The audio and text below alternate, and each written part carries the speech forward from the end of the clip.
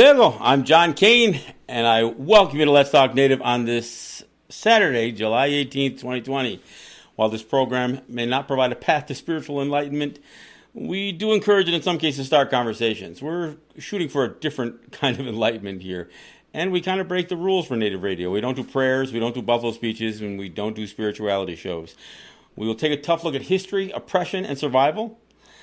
We'll talk about culture, the arts, politics, and identity, and we may step on a few toes along the way. But our real goal here is to bring people together by breaking down what separates us. We will take on the false narratives and provide critical thinking to all that teeth upon us. And we do it all right here live from the Cattaraugus territory of the Seneca Nation. I want to welcome you to watching the video. If you're watching us on Facebook or you're watching us on YouTube, and I appreciate your attention.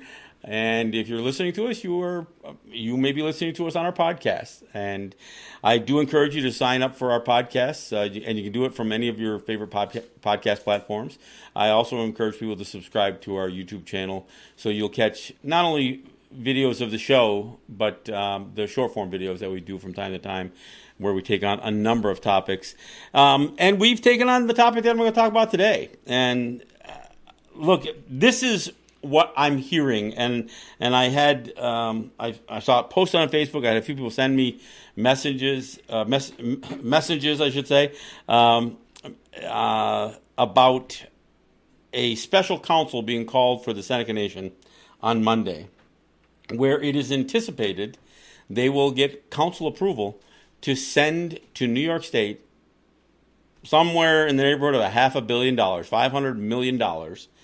In what the state is calling revenue sharing, which, and by anybody else's definition, is extortion. And I've got to do the backstory. I've got to explain what revenue sharing really is, and versus what it is alleged to be. So I gotta plow some old earth, as they say. And for those of you who heard the story about what the Senecas and others, by the way, not only other Native gaming enterprises in New York State, but Oklahoma, in New Mexico, Native people in other states have been facing this same battle. So let me explain. When IGRA was passed, it was passed supposedly to protect Native gaming interests from being taken advantage of by organized crime and aggressive states. I mean, that was the claim that IGRA was supposed to do. It was supposed to provide a federal framework for gaming to occur that would almost put states, not only would it empower states from a regulatory standpoint, but it would put states almost in a co-regulator position with the Native entities that want to do gaming. Now, the only reason IGRA was even pushed through Congress was because the year before, in California, a court case had gone all the way up to the Supreme Court, and it was called Cabazon. It was about the Cabazon territory that was operating a high stakes bingo operation, and the state of California was fighting them over it. And so this goes all the way to the Supreme Court, and the Supreme Court rules in favor of the Cabazons, kind of. What they basically said was that if states have gaming, they can't tell Native people they can't do gaming. So in states where there's gaming, Native people have the right to do gaming and regulate it themselves. Well, that sent shockwaves throughout Congress. They claimed to be fearful that there would be an inundation of Class 3 gaming facilities. Even though this battle was over bingo, it clearly opened, it set the record straight on what powers the states had over what we do on our territories, especially as it relates to gaming. So the fear was that every Native territory would open up a casino, and they'd get backed by the mob, they'd get backed by unsavory characters, or they would end up in a major conflict with states. So IGRA, the Indian Gaming Regulatory Act, was passed. Now, IGRA made it very clear that states had no power to tax gaming. Under the terms of IGRA, it was illegal for states to try to impose a fee for the right to do gaming. Now, they could try to share in some regulatory costs. If states had to build up some sort of office or regulatory department, they could essentially work out a payment with the with whoever they're regulating to help defray those costs. Even that seems a little shady, but clearly states could not profit from native gaming as a source of imposed revenue. However, the Interior Department, which is the agency that enforces IGRA, while they weighed in heavily on this idea of states taxing native territories, they did say revenue sharing agreements could be made. But in order for a revenue sharing agreement to be made, the states had to offer a concession that had value and significant value. In fact, it had to offer something of substantial value and of a quantifiable value. So something that was worth more than what the revenue sharing would constitute, because otherwise, what would be the interest? If it was only a wash for native gaming, then why would you do it? Why tie up more overhead revenue to get something that doesn't give you a real advantage? So in order for revenue sharing to pass the test that the Interior Department and IGRA had for whether a state was trying to tax a native gaming enterprise or whether they were honestly and legitimately entering into a revenue sharing agreement where the state offered a concession that was both substantial and quantifiable, and that you could, again, by quantifiable means that you could determine the value of what the state gave up, and they would actually have to give it up. So, and I'll explain why I'm saying it this way. In order for them to legally, under the terms of IGRA, receive payment from a gaming enterprise. So the state of New York and the Senecas do negotiate a compact, which is required under IGRA. Now, I'm going to say this again. It's required under IGRA. The problem that I think that people don't understand is IGRA didn't legalize native gaming. It created a framework for native gaming to exist with the cover of federal law, with the cover of a federal statute. And so it opened up, it answered the question for like vendors. Well, if I'm doing business with a native gaming enterprise, is it a legal enterprise? Well, it answered that question. Now, but Cabazon also answered a bit of that question. It didn't empower native people to do gaming, but the Supreme Court recognized that we had the right to do it.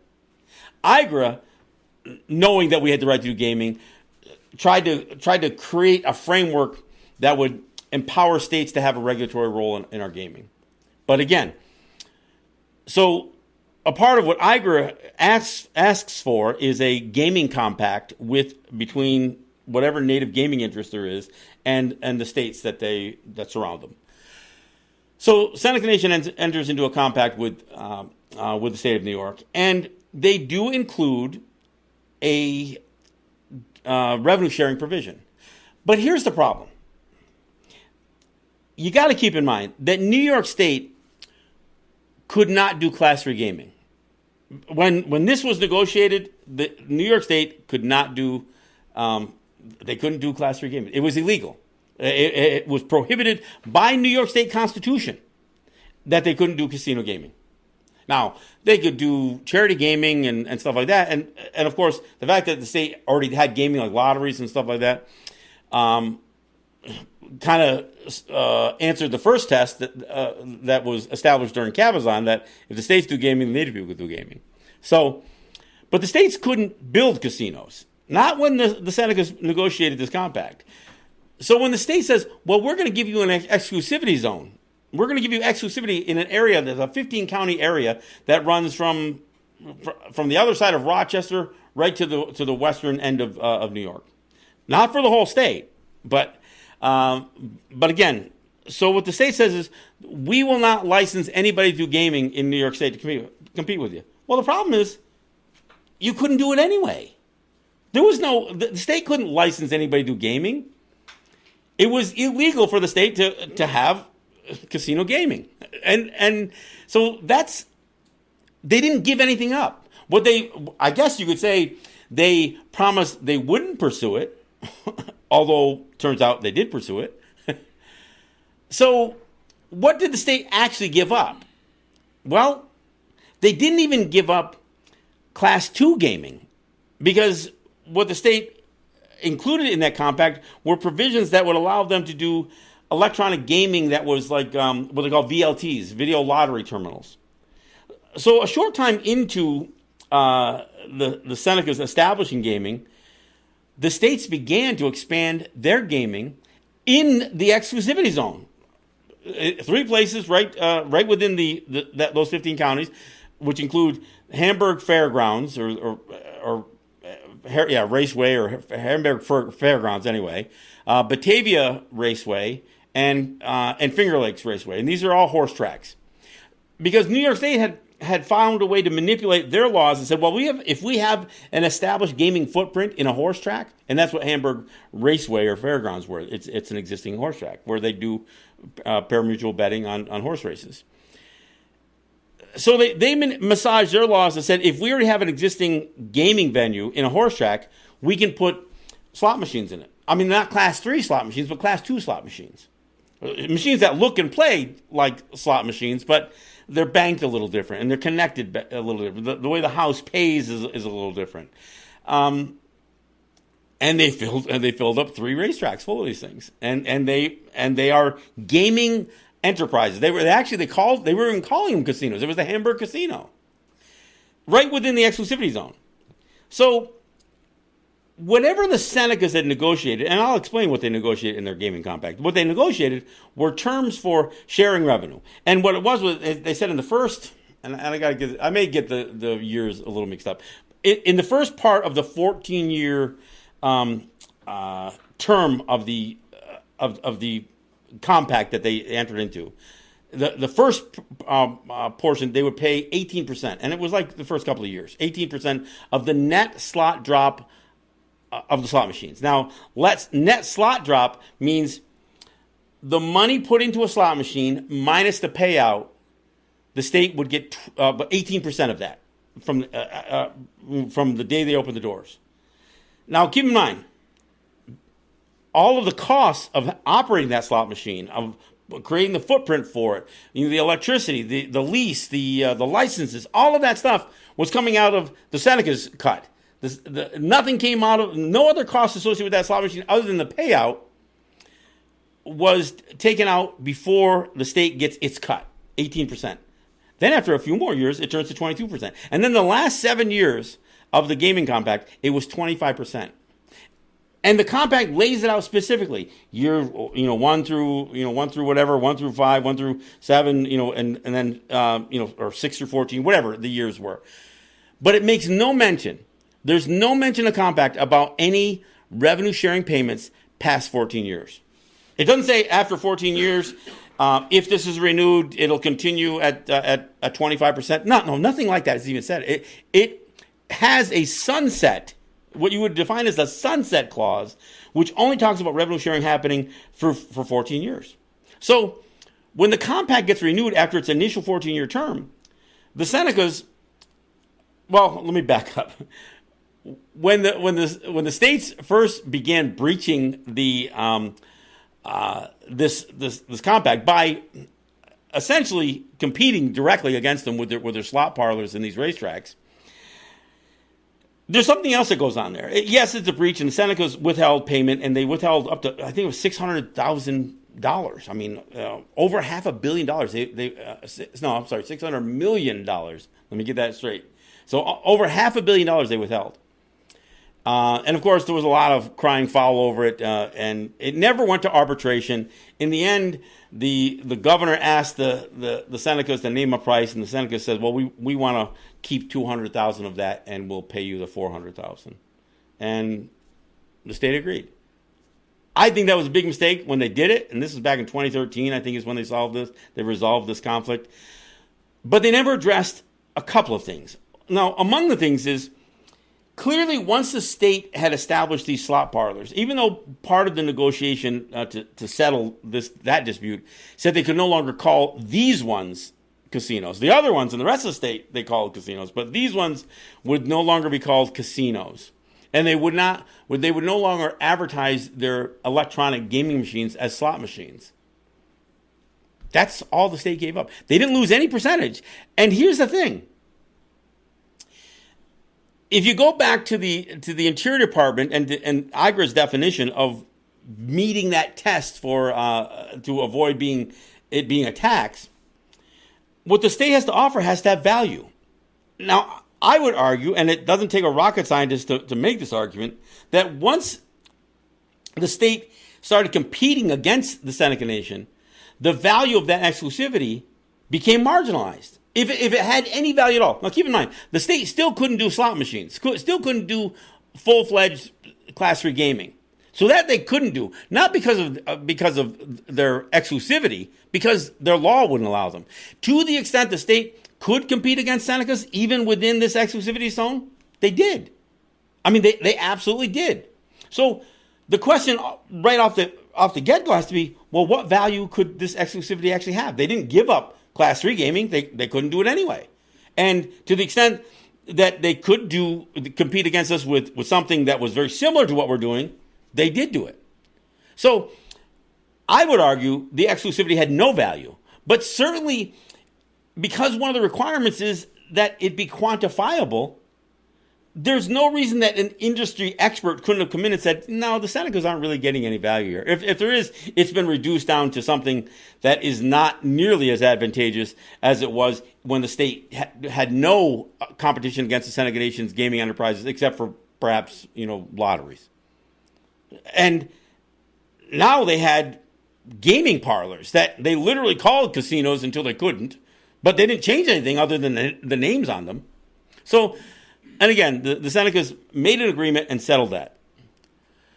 But again, the terms of the compact said that exclusivity zone or revenue sharing based on exclusivity only had terms listed for payments through 14 years. So at the end of that 14 years, the Seneca stopped paying.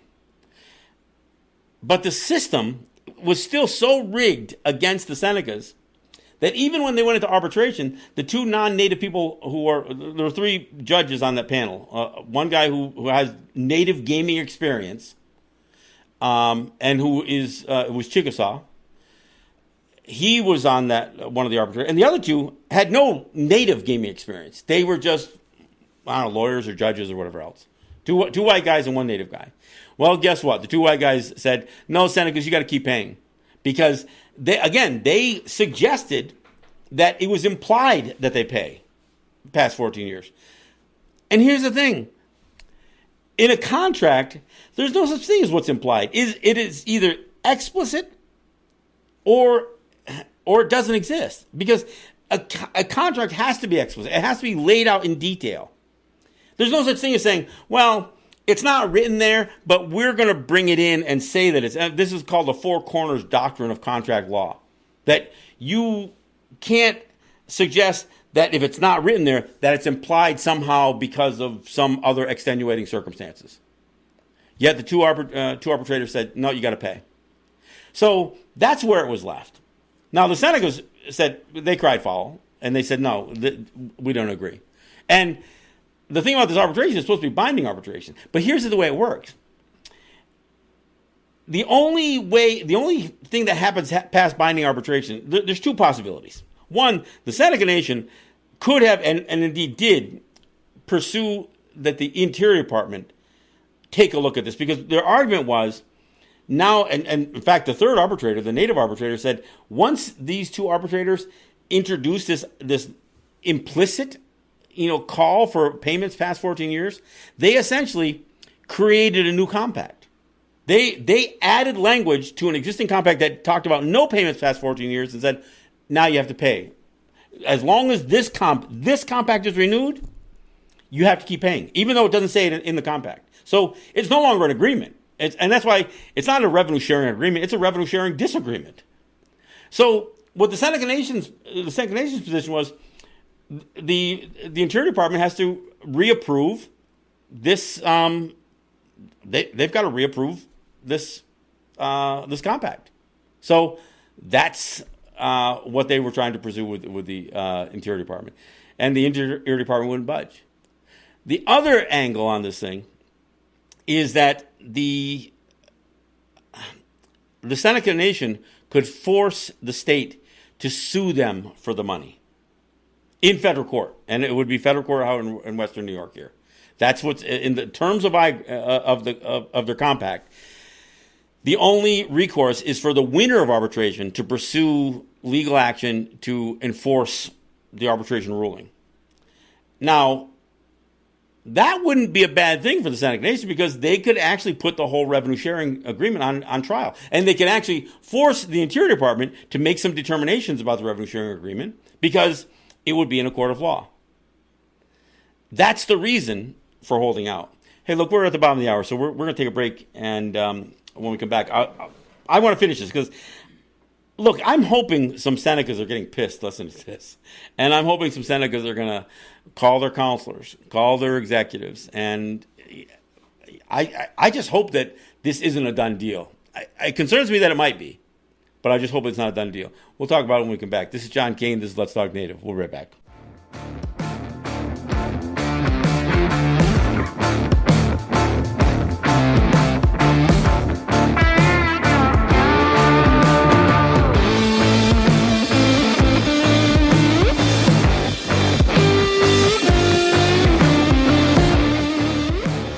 All right, thanks for coming back. This is John Kane, and this is Let's Talk Native.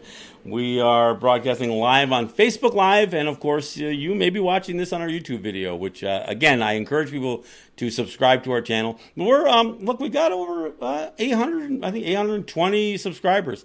We'd like to kick that up to 1,000. So, share what we're doing here with your friends. Look, I don't want subscribers for the sake of having subscribers. I want people who want to watch this stuff and want to hear what's happening in our territories and hear a Native perspective that they aren't going to hear anyplace else.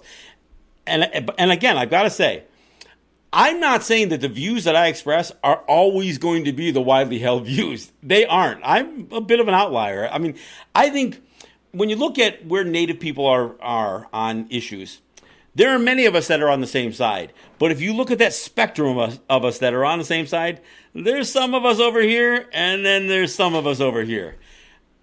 I'm on one side of that spectrum.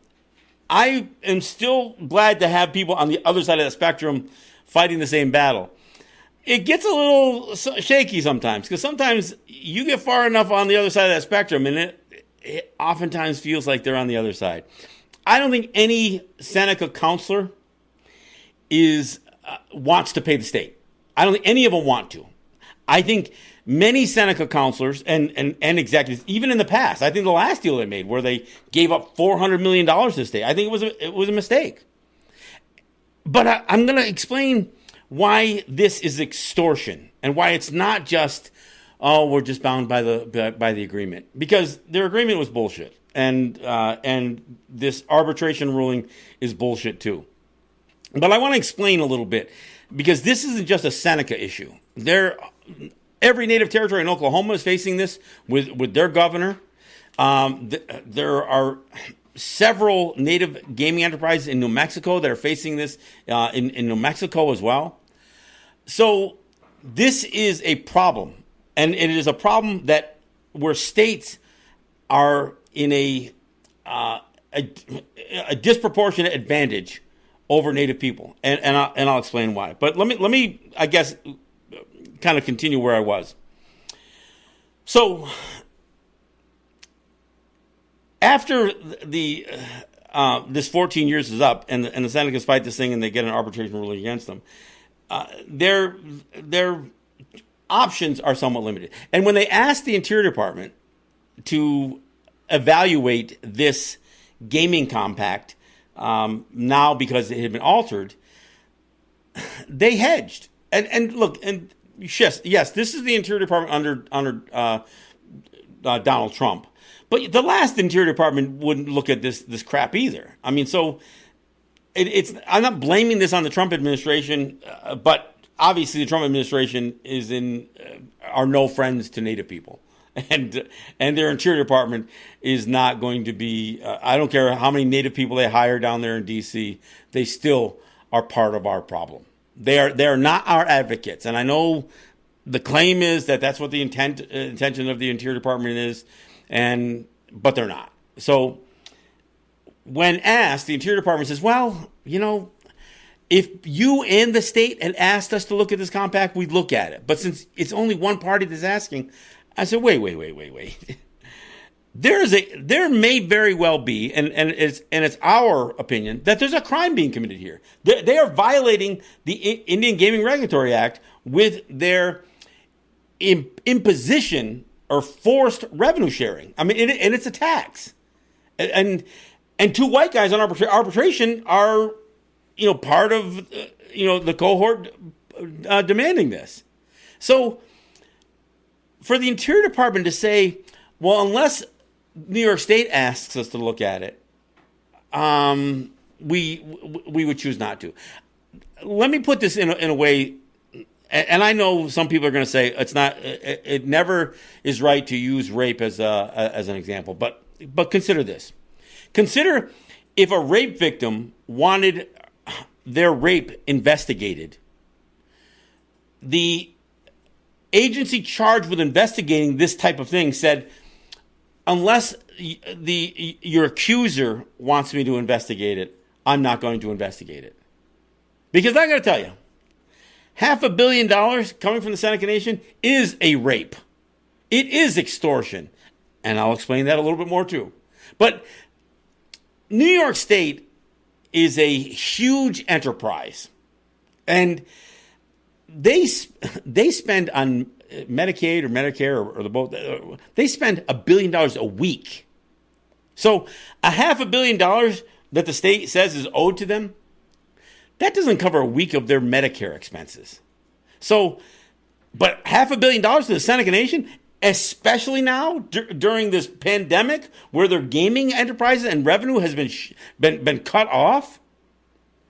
But even if it wasn't, it's a huge deal to the Senecas. $500 million to the state of New York sounds like a lot of money, but it's not a lot of money to the state of New York. It's a lot of money to Native people. And it's a lot of money to Senecas, who are now facing their annuities being cut or maybe even ended, programs being contracted, while they're preparing a check for $500 million or more by now, I don't know, to the state of New York. So why would the state of New York, or why would the Seneca Nation be willing to pay? Other than the arbitration, what is the risk? Well, I'll tell you what the risk is. And this risk goes back to 2013, when they were holding back payments and had held back $600 million. The reason Barry Snyder entered into the agreement with Andrew Cuomo, and why all 16 counselors agreed at that time, was they were afraid that if they didn't, the state would not renew the compact in 2016. Let me say it again. So they paid $400 million to the state of New York because they were afraid Andrew Cuomo would not renew the compact, extend the compact for another through 2023. So their fear was that they had to pay the money, or the state would walk away from the table on renewing the compact. And of course, the real fear is that if the state did that somehow their gaming wouldn't be legal anymore. None of that is true. I mean, none of it's true. And there's actually been an instance, or at least one, where a state walked away from a compact and the feds didn't shut the gaming down. See, that's just it. The feds don't, or the state has no power to shut down native gaming. They don't. I mean, they could call upon the feds to try to do it, but if the state walks away from a compact simply because they're not getting paid extortion payments, then they can't have the power to shut them down. But that's why they did it then in 2013. And that's why there's some that are probably considering, and maybe all, I don't know. Look, I've got friends who are on council, and I know they don't want to pay the state of New York. But I'm sure their legal advisors, their legal counsel is filling their heads with all kinds of doomsday scenarios. You got to pay. You got to pay. You got to pay. Well, here's the thing. A couple of things. For one thing, we don't know what's going to happen in November with the election of the non-native election, the federal elections or state elections or whatever else. We don't know what's going to happen in Washington. We don't know if, and the assumption could be made that Trump doesn't get reelected and that a new administration comes in and that the Interior Department will be shaken up somewhat, which actually creates a perfect opportunity for native territories in that are dealing with New York, native territories that are dealing with Oklahoma, New Mexico, or anybody else who is being caught into this extortion racket that states are imposing, with the states imposing this revenue sharing on them. I mean, some states are doing it worse than New York, honestly, in many ways. Although the standard that most states want is to get paid 25% of the net slot drop, the way the New York State, the number 25%, that's the golden goose. That's what every other state wants. In fact, California, when the Senecas first negotiated their compact, I think Arnold Schwarzenegger was the governor. He wanted to use the Seneca Nation's willingness to pay New York State as the model to force natives in California to pay. The Senecas lowered the bar in terms of what a state native compact looked like. I said it once before. I said Senecas wanted gaming in the worst way, and they got it. They got it in the worst way. They gave way too much to the state in terms of not only just in revenue sharing. Look, I think it's fine to create some pathway to let our neighbors benefit from our success. And I'm speaking generally. I'm not Seneca, so I'm not speaking for the Seneca Nation here by any means. I think it's fine for the Seneca Nation have said, look, we want to help the region. We want some of our success to spill over into Buffalo and Niagara Falls and Salamanca, Western New York in general. I think that's fine. And I agree with that. But to create a situation where the state is now empowered to force you to pay, and the state is giving you nothing in return, you don't have an exclusivity. In fact, the state now is in the Class 3 gaming business. And in fact, one of their larger casinos is basically, even though it's located outside the exclusivity zone, it's tapping into the same gaming market. It's just on the other side of Rochester. And that one's not very profitable.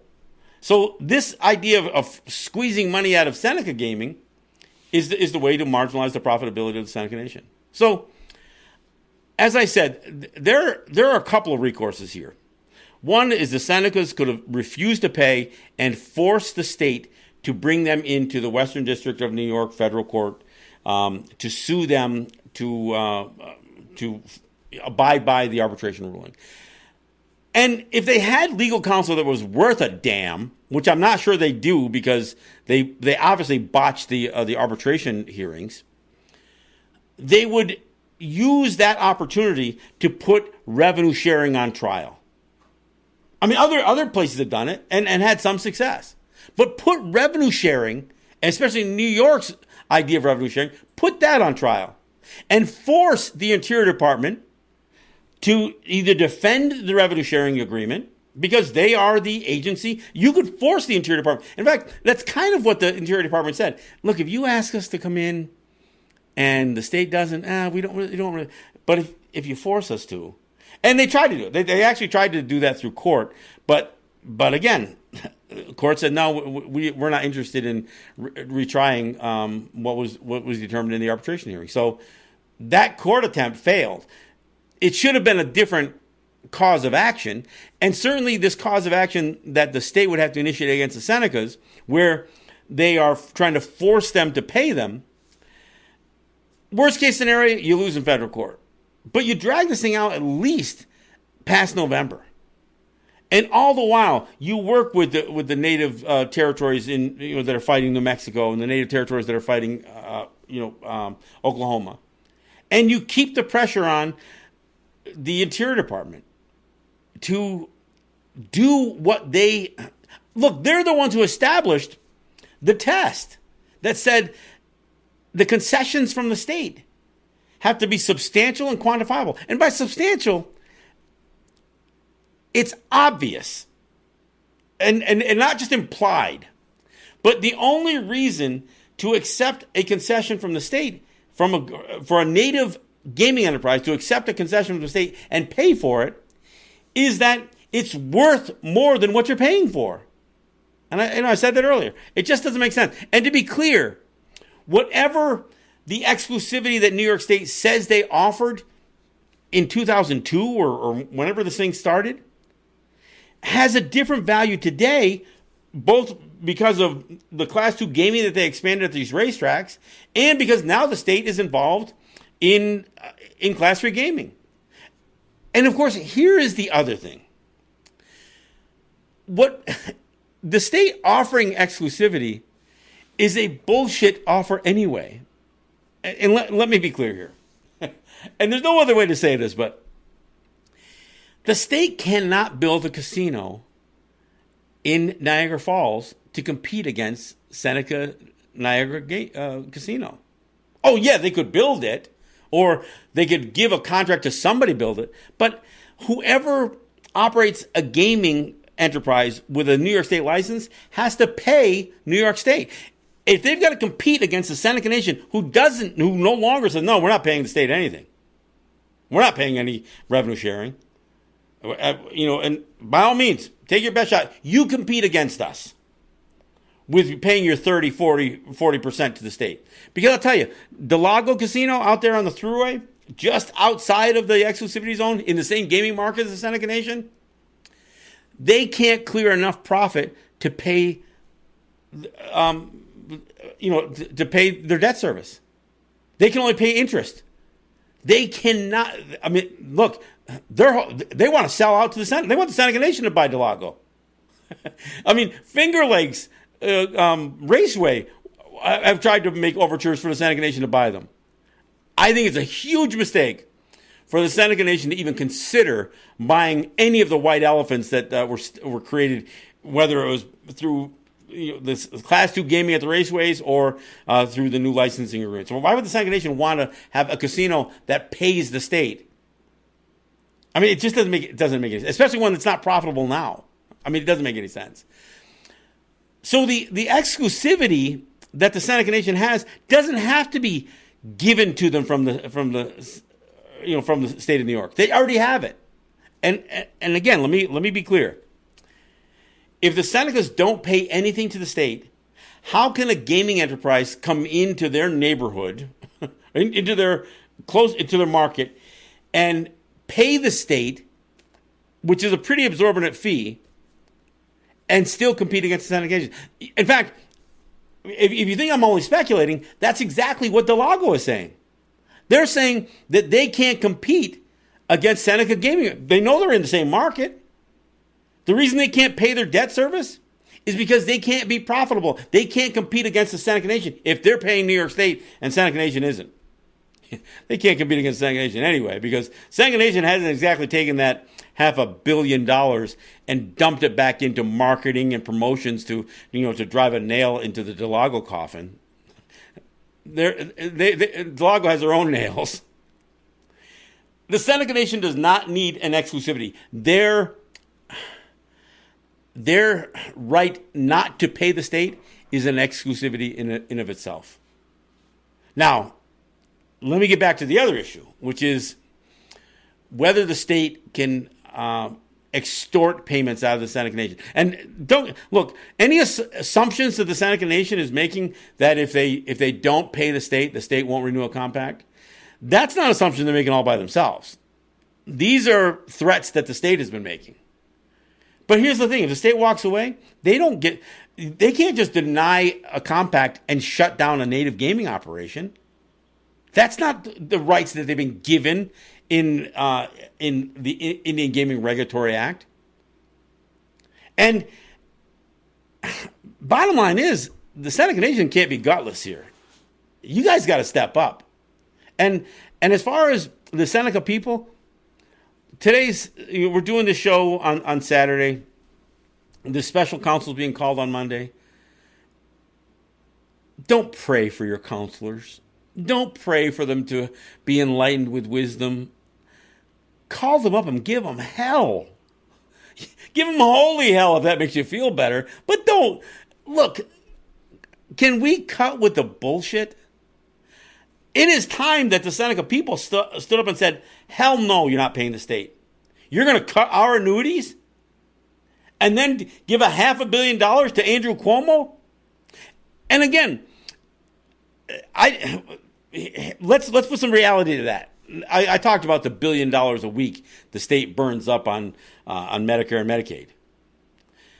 This $500 million, 25% of it will go back to the local municipalities. And you know what? They're in so much trouble right now. This COVID-19 thing, if you think that the economy was shut down in March, you're just not freaking paying attention. Yeah, I know you couldn't buy toilet paper. But what you're about to experience over the next several months, starting next month, that $600 extra that people who were collecting unemployment were getting is going away this month. You're going to start seeing evictions. You're going to start seeing states scrambling because they didn't accumulate the revenue they expected this year. So every state budget, every municipal budget, every city, town, county, they're all broke. And this flash in the pan, that this $500 million that the state has been trying to squeeze out of the Seneca Nation isn't going to fix any of that. That $500 million is a lot more money to the Seneca Nation than it is to Andrew Cuomo or, the Niagara Falls, Buffalo, or Salamanca. And Salamanca's probably got less to worry about. Salamanca is Seneca territory. City of Buffalo, City of Niagara Falls, not so much. But none of the leadership from any of these municipalities have wanted to sit down with the Seneca Nation and work some sort of, service agreement or some means for the Seneca Nation to want to help Western New York. 75% of that $500 million is never coming back to us. It's money that goes and never comes back. And the little bit that does come back, because of the sagging economy in Western New York, it has been, it has been going into black holes, especially in Niagara Falls. So any relief that the powers that be in Buffalo, Niagara Falls, Salamanca, or Albany think that this money is going to solve, it doesn't solve any of it. Yeah, it'll just evaporate that money. So that's money the Seneca Nation is going to throw away, and throw away money that won't come back. And no, the state cannot extort you for this. And if you're buying into their threats, if you're buying into this idea that they won't renegotiate a compact in 2023, or they're going to claim this one null and void over a revenue sharing agreement. And let me say this again. There is nothing in IGRA that requires a revenue sharing agreement. That is an addition that is clearly stipulated by the Interior Department that has, if one of those things is included in a gaming compact, it has to meet a standard. The problem is the Interior Department has been derelict in responsibility all the way back to the Obama administration. They have refused to do their jobs. So when the powers that be from the lobbyists and consultants and advisors that the Seneca Nation has, they have in D.C., came back to the Seneca Nation after things started shutting down with COVID-19, and they said, what do you want to ask of the federal government? How about do your freaking job? How about having the Interior Department do their goddamn job? Look, all these stimulus payments. Look, a couple of $1 million may have come to the Seneca Nation, but they got $500 million sitting in an account that they're afraid to touch. They didn't need stimulus money from the federal government. They've got a pile of money sitting there that is rightfully theirs that the state is trying to squeeze out of them. They didn't need help from the federal government. They need the federal government to do their freaking job and hold the state accountable for violating IGRA with this bullshit revenue sharing agreement. That's the deal. So, look, I got to tell you, on one level, it's a relief not to be talking about the Washington football team again today. On another, or statues toppling. But and you know, I've talked plenty about COVID-19 and the dangers and the pitfalls and the impacts that's had on us. But what's happened with Seneca Gaming, and again, I gotta say it as I've said it before. The main source of public finance for the Seneca Nation is the gaming operation. And they have not operated with any profitability since March. And you know what? They've been losing market share all along, even before that. Seneca Nation Gaming isn't as profitable as it once was. Why? Well, the state competes against them. The state has Class 3 casinos. The state has slot parlors at racetracks. And nearby states, you know, Canada has gaming. Ohio has gaming. Pennsylvania has gaming. This is not an exclusive market in any way, shape, or form. And there's nothing the state could ever offer that was going to protect Seneca Nation Gaming, especially since they weren't interested in protecting Seneca Nation Gaming. There is a reason there was a sunset clause that this thing would only go for 14 years. The state knew that they were going to be in the gaming, they were going to be in this business. They knew they weren't going to continue to collect money from the Seneca Nation past 14 years. They had a game plan all along. We'll let the native people massage the electorate so we can pass a constitutional amendment so we can get in gaming. That was the state's plan all along. I mean, when Andrew Cuomo was pushing for this state referendum, he said, oh, we're already in gaming. We got the Indians. Oh, yeah. And not only do we got the Indians, we got slot parlors in their backyards. So we're already, you know, at all the racetracks. So it's a done deal. We've all accepted gaming. They use the Senecas. They use the Mohawks. They use the Oneidas. And not only do they want to use them for establishing a market that the state didn't have, but they want to extort money out of them at the same time. It is exactly the organized crime that IGRA was supposed to prevent. And you know what? It still could. It's just that the powers that be in Washington, the Interior Department, refuse to do their goddamn job. So, come Monday, when the Seneca Nation holds a special council, and look, I know there's probably people sitting on council, you know, that are probably not happy that I'm talking about this stuff. But I'll tell you, you Senecas, and I'm not saying that I got, 4,000 Senecas listening to my show. I realize that I don't. And I realize sometimes some of the people closest to me get frustrated that I seem to know more about the topic than they do. And part of it is I'm an advocate. I'm an activist. This is what I fight for. So whether it doesn't, my message to Seneca people is call your counselors. Tell them not to sign this. Tell them not to approve paying this to the state. Let the Seneca Nation tell the state, our people won't approve sending you this check. We don't want to send it to you anyway. We understand the arbitration thing. But we also know that until the Interior Department does weigh in on this thing, there's no reason for us to pay you. So whether the Interior Department is dragged in to a federal proceeding that you launch against us for payment, or whether we finally get an Interior Department that's responsive enough through the next administration to do their goddamn job, that's when we'll talk about what happens from here. And you know what? If you're afraid that the state will walk away from its compact, then this may be as good a time as any for the state to walk away from a compact. Seneca people and Seneca leadership, elected leaders, you got to decide where your guts are. That's my show for today. All right. We'll be back here on Tuesday. I know there's a lot going on. I would have liked to have talked about what's happening in Portland and some of this with these federal police agencies that are targeting protesters, using under the color of border protection and homeland security. And we'll get to that perhaps on Tuesday. I want to thank you guys for listening. If you're Seneca, please make the call. Don't make a prayer. Give them hell. This is John Kane. This is Let's Talk Native. Yahweh.